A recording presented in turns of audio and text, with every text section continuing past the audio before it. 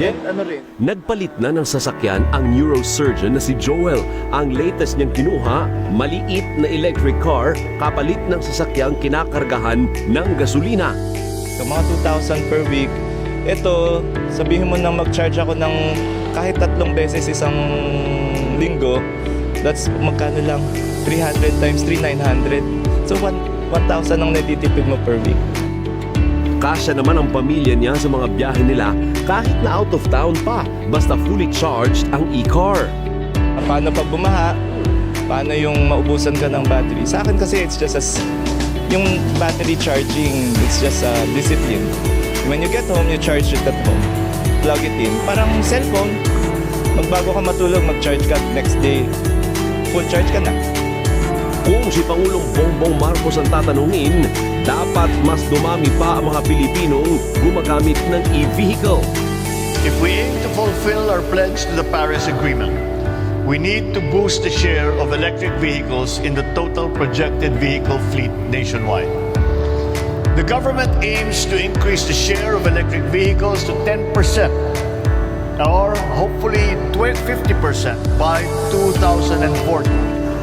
Posibleng maabot ang target na kalahati ng sasakyan sa buong Pilipinas ay e-vehicle na, pero hindi lang e-cars kung hindi kasali rin ang electric motorcycles. People now, especially in a developing country like Philippines, affordable sa kanila yung bumili ng e-scooter o e-motors. Doable naman sa, huwag lang mag-expect na puro e-cars, no? Ang presyo ng imported at pasok sa standards na e-motorcycle ay nasa 150,000 hanggang 250,000 pesos. Ang e-car mayroon ng mahigit 600,000 hanggang mahigit 1,000,000 piso. I-test drive nga natin ang pinakamurang full electric vehicle sa Pilipinas. Maliit yung loob, pero kasya rito 4 kung comfortable na upo. Pwede pag maliliit siguro hanggang 5 tao kaya, no? Ang problema talaga rito yung kilometrahe kasi full charge ito 150 hanggang 170 kilometers.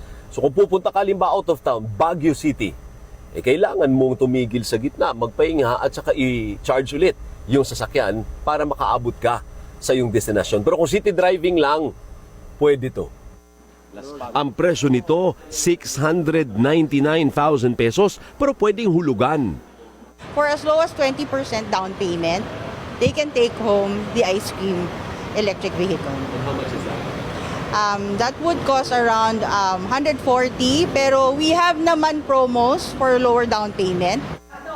Sa tingin ng industriya, pwede pang bumaba ang presyo ng e-vehicle, pati na ang mahal na lithium battery nito sa mga susunod na taon.